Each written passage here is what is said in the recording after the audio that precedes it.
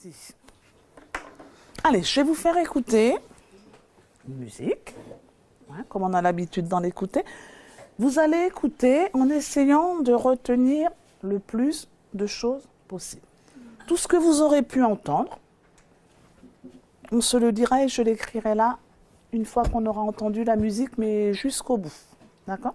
Donc retenez le plus de choses possible, et puis à nous tous, on devra avoir une liste un petit peu conséquente. Tout ce que vous entendez, hein, de la chose la plus simple à la chose la plus compliquée.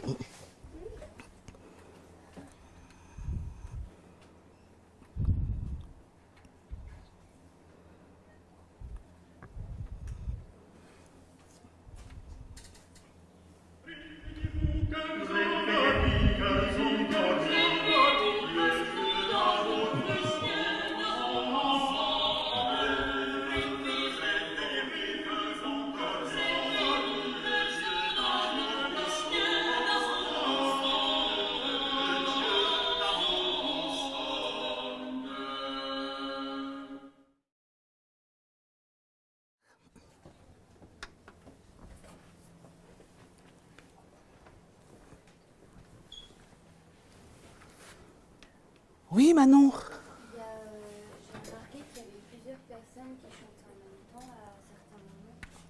Plusieurs personnes, on écrit tout, hein, chantent au même moment.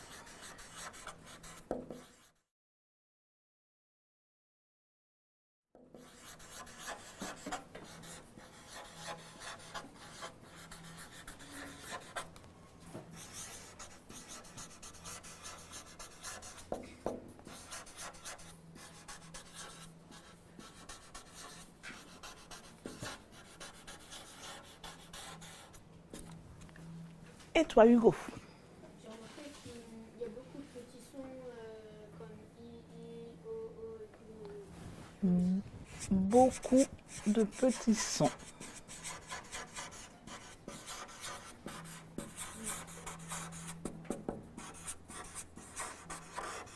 I, O.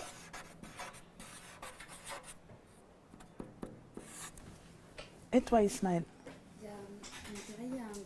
Il y a deux groupes différents. Il y en a un qui chante en premier et le deuxième. Il y a un autre groupe qui chante en deuxième. Un groupe chante en premier et un autre en deuxième.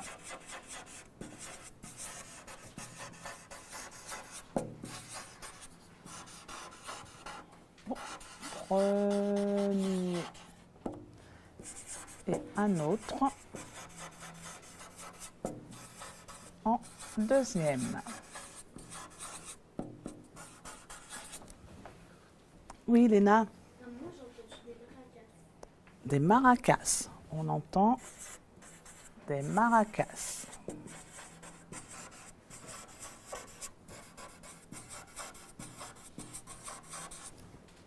Oui, Bastien? Ça va revenir. On dirait que c'est de l'opéra. On dirait de l'opéra.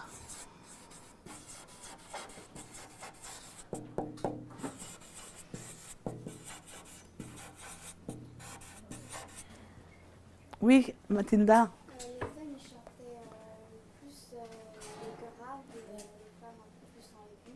Les hommes chantent grave, les femmes aigus.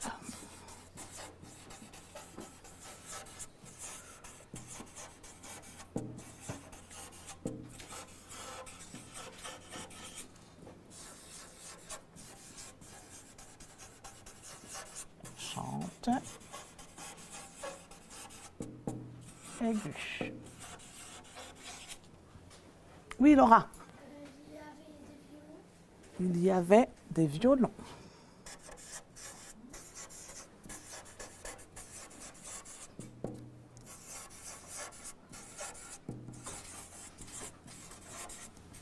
Oui, Manon? J'ai remarqué aussi que à certains moments, ils chantaient au départ, par exemple, ils chantaient très haut et ils descendaient petit à petit. Qu'est-ce que tu appelles haut et descendre? Crescendo et décrescendo. Ça veut dire plus vite, plus fort, moins fort, c'est ça? Oui, Ou plus aigu, plus grave? D'accord, de moins en moins fort. D'accord. Il chante.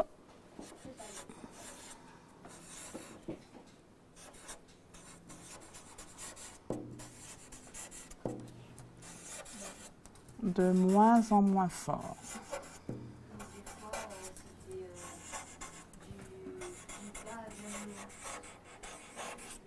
Du bas vers le haut, tu parles du son.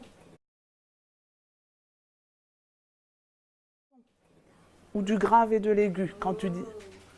D'accord, donc se dire plus aigu, plus grave, hein, comme les hommes et les femmes.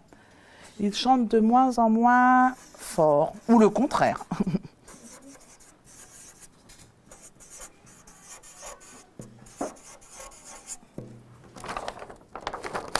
Ah, on va le mettre là pour se faire un peu de place.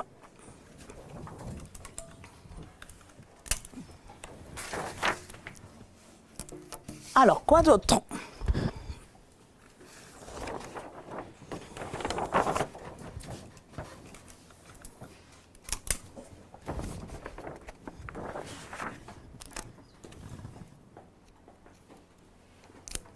Voilà. Oui, Jérémy. On dirait qu'il y a plusieurs langues.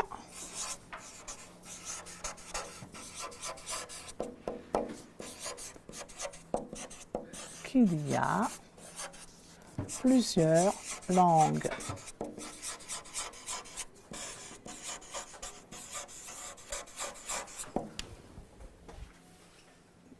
Oui, Léandre. Parfois, j'ai l'impression qu'ils utilisent des mots. Du genre. J'ai oublié. Tu as oublié? Donc, on reconnaît des mots.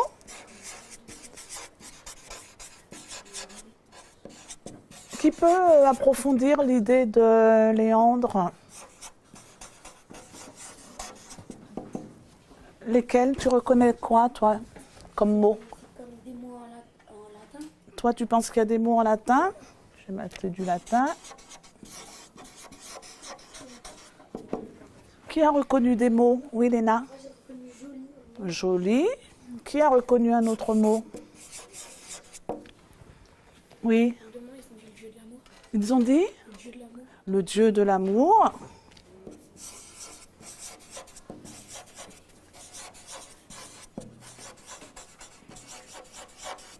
Qui a reconnu d'autres mots, Hugo? Jour de fête. Jour de fête.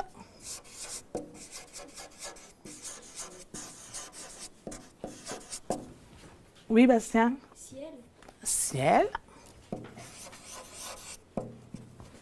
Oui, Laura. Moi, j'ai entendu l'eau, la cigogne. L'eau, la cigogne. L'eau comme l'eau qui coule? Ou tu sais pas, l'eau, c'était le mot l'eau. L'eau, cigogne. Oui, Mathilda. Avec. La préposition. Avec. Avec. Ismaël. J'ai entendu mère. Comment? Mère. Mère, comme la maman? Non, la mère. Ah, la mère. Oui, Bastien. Trahison. Trahison.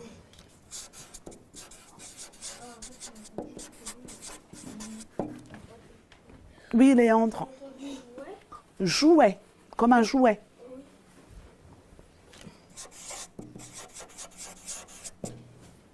Oui, J'ai entendu. faut pas inventer, hein.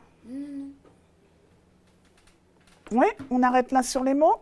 Qui a autre chose à dire sur cette musique qu'on vient d'entendre? Oui, ça va. Les dames, elles chantent en même temps que les hommes. On va peut-être le compléter, on va le compléter là.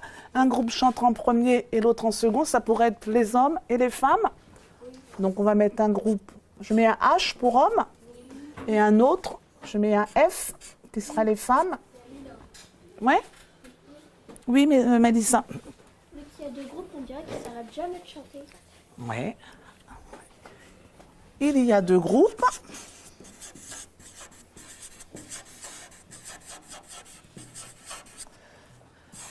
La chanson ne s'arrête jamais. Non, on va pas dire comme ça. C'est pas tout à fait comme ça que tu voulais le dire. On dirait qu'il n'arrête jamais de chanter.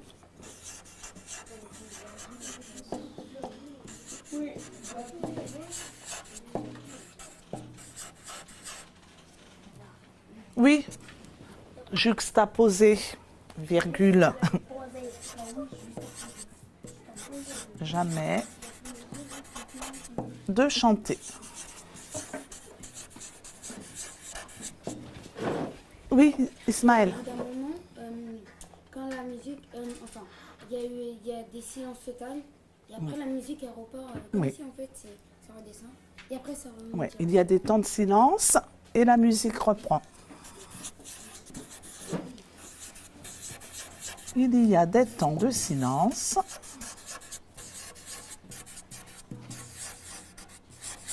Puis la musique reprend.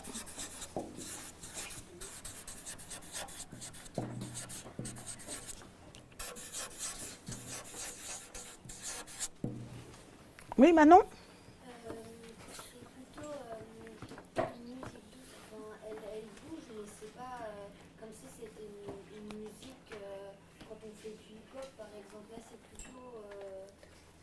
Comment dire c'est plutôt.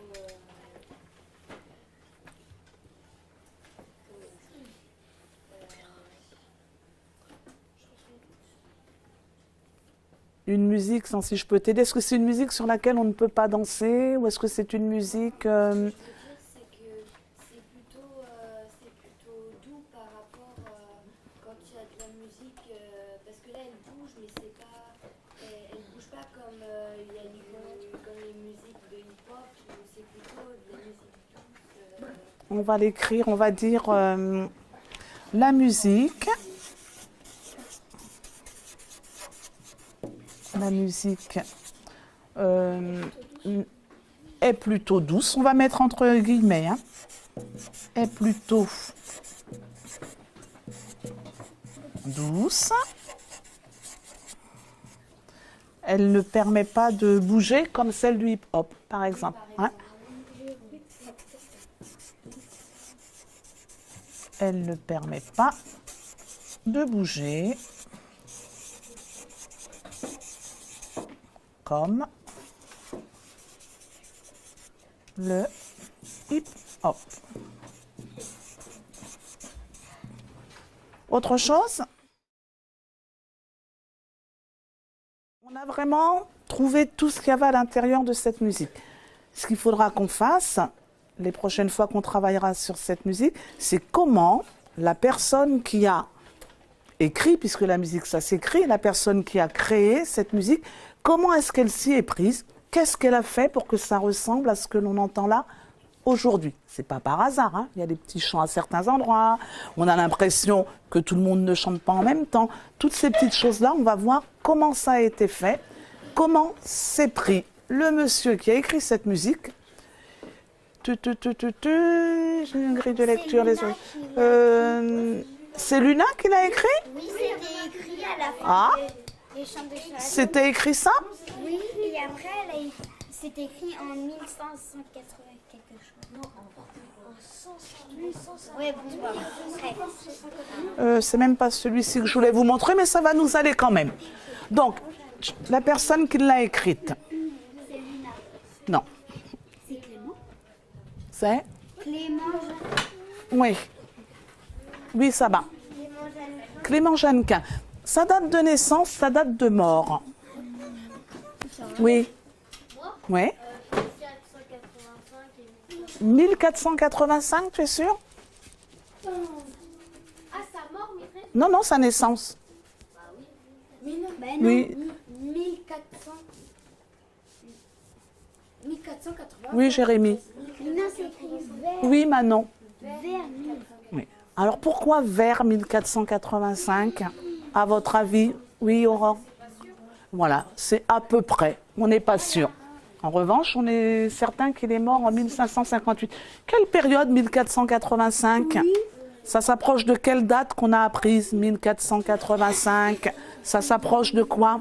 Oui, Léandre? Ça s'approche de la découverte de Christophe Colomb. C'est quelle époque? Oui. Quelle époque? Oui. Quelle époque? Oui, Hugo. Oui, mais plus précisément. Renaissance. On est là en Renaissance. Hein. Donc, c'est un chant de la Renaissance. Clément Jeannequin est un compositeur de la Renaissance. D'accord? Qui peut me lire le petit encadré, là? Allez, Laura. Clément Jeannequin, je lis, Oui. vers 1485-1558, est l'un des plus grands musiciens français de la Renaissance. Il développe un usage descriptif de la... polyphonie. Je m'arrête sur ce mot. Polyphonie.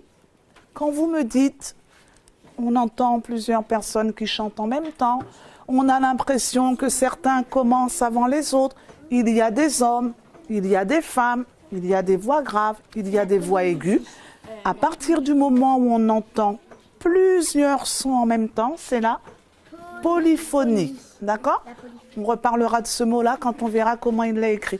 Tu veux continuer de lire, Bastien? Il n'y avait même pas un point. C'est pas très grave. Polyphonie en faisant entendre le chant des oiseaux, le vacarme des combats ou des feux de Paris. Ça, ce sont d'autres œuvres qu'il a écrites. Le vacarme, c'est le bruit. Hein. Et tu te souviens que tu parlais de quelque chose qui cassait les oreilles, hein? On y vient un petit peu là. Continue de lire maintenant. Onomatopée. Onomatopée. Oui, Mathilda. Je t'ai vu. Voilà, ce sont les petits bruits que nous a dit, qui nous avait dit i, i, o, o. C'était Hugo. Hein. Onomatopée. Continue maintenant. Et s'inspire par les grands poètes de son temps, comme Marot ou Ronsard. Ronsard. Hein. On avait vu qu'il y avait un renouveau dans la littérature. Ces gens-là en font partie. Donc c'est un petit peu pour vous situer cette œuvre-là du chant des oiseaux. Clément Jeannequin, la Renaissance. D'accord? Avant qu'on ne se quitte, vous m'aviez parlé, on entend des hommes, on sortira après, il n'y a pas de souci. On entend des hommes, on entend des femmes, ils ne chantent pas tous en même temps. Je vais vous faire écouter quelque chose qui va vous aider à travailler à la prochaine séance. C'est-à-dire que la prochaine séance, on la commencera peut-être sans avoir rien écouté et je vous demanderai quelque chose de particulier. Souvenez-vous, la prochaine séance, on commencera sans avoir rien écouté et je vous demanderai quelque chose de particulier. Donc, regardez bien ce que je vais vous montrer là. On va éteindre.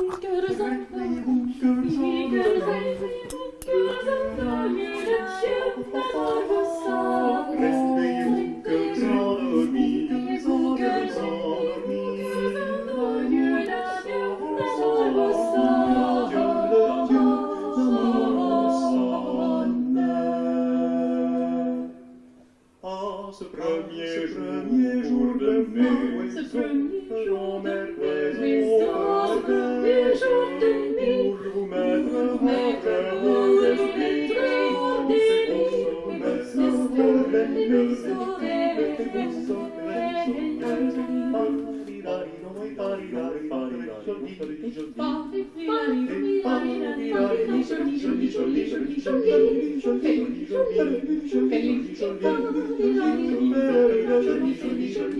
Vous serez tous en jouer, vous serez tous en jouer, vous serez tous en jouer, la saison est bonne, vous serez tous en jouer, vous serez tous en jouer, vous serez tous en jouer, la saison est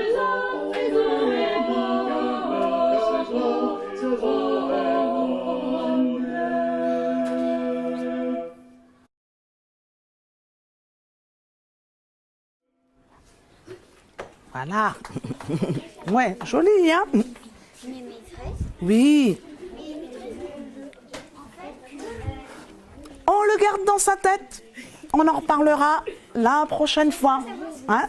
Là, ça vous a quand même apporté beaucoup d'indices, hein, qui vont nous permettre de mieux comprendre comment cette musique a été écrite et comment est-ce qu'elle a été faite. Peut-être je vous la remontrerai juste avant que je ne vous pose la petite question. Tu as trouvé beaucoup d'indices, hein, c'est clair. Ouais.